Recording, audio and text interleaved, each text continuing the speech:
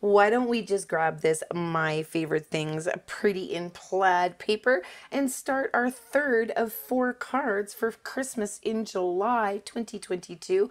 I love this tree. I think this tree reminds me kind of a the Grinch, you know, the Grinch that stole Christmas. So this tree kind of reminds me of that. Hello, it's Cindy Lynn with My Inky Fingers.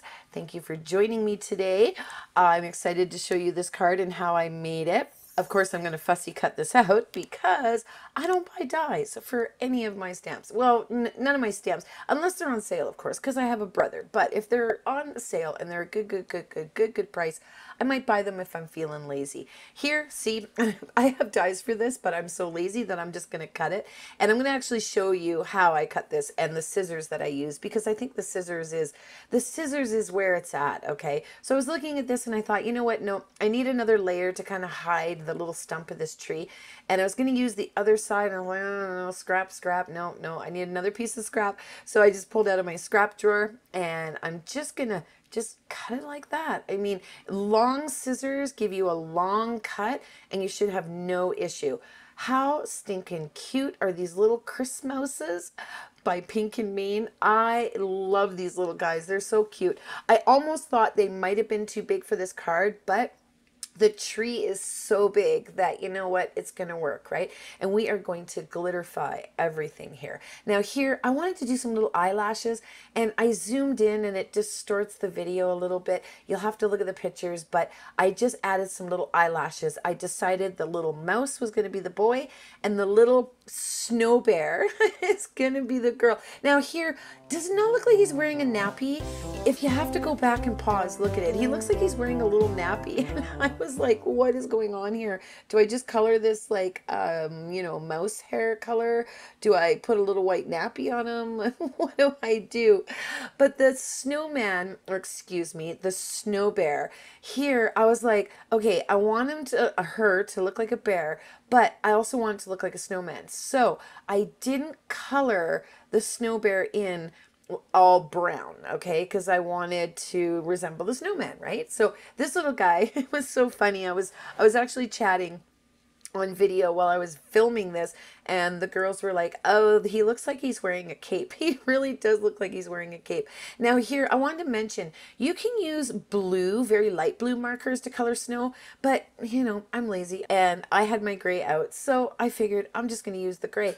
Now here, I'm going to get everything splattered up, of course. Now I do link this box for you, not this particular one because it's from Michael's, it's no longer available. And I have a hard time finding like this kind of box online, but I have found a box, so definitely click the link below. Everything you see me use is going to be linked below if it's available. So check it out, see if it works. It's very, very inexpensive for the fact that it will contain all of your splatters, right? So I'm going to flip this little sheet over because I got some really big splatters there, and I figure, you know, my little mice and my little snow bear and my tree and everything will hide it. So I just kind of splattered up top again.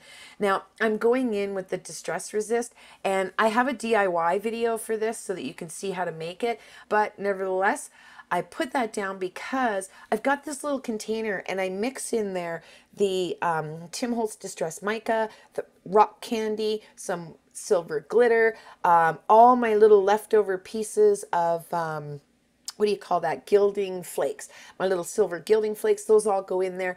And here, that tree, that was going to be the original tree for this card, by the way.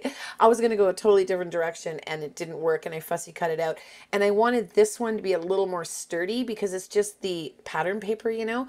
And wouldn't you know, I stuck it over top, and I was pretty impressed with my fussy cutting skills because they were so close. I only had a little bit of cleanup to do.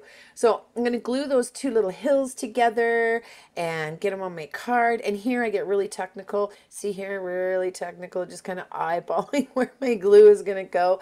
And I've got a whole bunch of the little glitters and stuff under there. I'm not even going to worry about it. I'm just going to glue right over top. And then I'm going to put the little tree in there and tuck it in so that you don't see where the little stump ends. Now, if you like the little pot, I mean, you can even stamp the little pot in a totally different pattern paper and kind of leave it on there. Now, if you're part of Card Kit Crafters, that's the Facebook group that I have, I unboxed this Simon Says stamp kit for August 2022, and it's got these little dimensionals in it. And I wanted to compare them. Actually, the girls asked me to compare them to the Stampin' Up, and they are much, much, much, much, much thinner, less than half thinner, but I like that because this particular tree, I didn't want it raised a lot, but I knew that it wasn't going to lay flat because of the hill and all of the little bits and bobs there on the card. And this here, those were the perfect thickness. I just wish they gave us the whole sheet so we could cut up all the leftovers, right? I've got some silver twine here. I have seen it on Amazon. I will see if I can find it and link it for you, but I was lazy and I didn't want to stamp the actual garland that the set came with. I wanted to do the little twine there just to kind of make it a little bit more dimensional. And here I've already laid out all of my little pieces, but I also have a star brad. I don't know where I got it. I've had it for 20 years. I just cut off the little ends there so I can stick this little dimensional in there and then stick it right at the top of the tree. I have these in silver and gold, and I've had them for so long. I couldn't even tell you who made them. I have no clue whatsoever, but I thought it was perfect there. Now here, I left this in because I wanted to point this tool out. If you haven't used this tool, if you ever sat and did this kind of thing and thought, oh, I'm so sick to death of these little bits sticking to my jewel picker. I used to think like that all the time until I saw someone using one of these. And I've got a link for you down below. There's 2 in a pack on Amazon, much more reasonably priced, if you will, or less expensive, if you will, than the ones that are the brand names. Now here, just like everybody else, I had to go back and find another little ball to put down there on the tree and get all these little snowflakes going on here. And I was editing this thinking, this looks like one of my neighbor's trees. I don't put balls on my tree in the front yard, but they do. And they leave them there like till spring. It's ridiculous. But anyway, here, I was so scared here because this has got splatter and things on it. And I was like, oh my gosh, is this going to work? Is this going to work? Because I used VersaFine, and VersaFine is not my friend. We don't play well together. I always make mistakes. And I was so happy to see I did not ruin this here. Now, I did here in a second. I'm going to show you. I wasn't ready with this, and I'm going to show you the card thinking, okay, I'm done. My video is going to be done, and I wasn't done. But here's where I thought I was done. And I was like, no, hold on. We need some snow here down by our little Christmouse and our little snow bear. And I've got all my little glue going here. And you see how I just kind of put thick in some areas, thin in others, because snow never falls perfectly, right? So think about that when you're, drawing or adding things or doing things like this. Now here, my VersaFine was still wet. So all of this fine, tiny silver glitter stuck to the word Merry. And I did bang it off quite a bit, and it looked okay. But if you like that kind of thing, great. Here, the sentiment was so small. I was like, what am I going to do in the middle?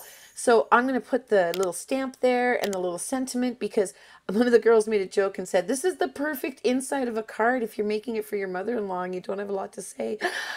They're funny. Thank you for joining me today for Christmas in July. And until I see you guys again, take care and happy stamping.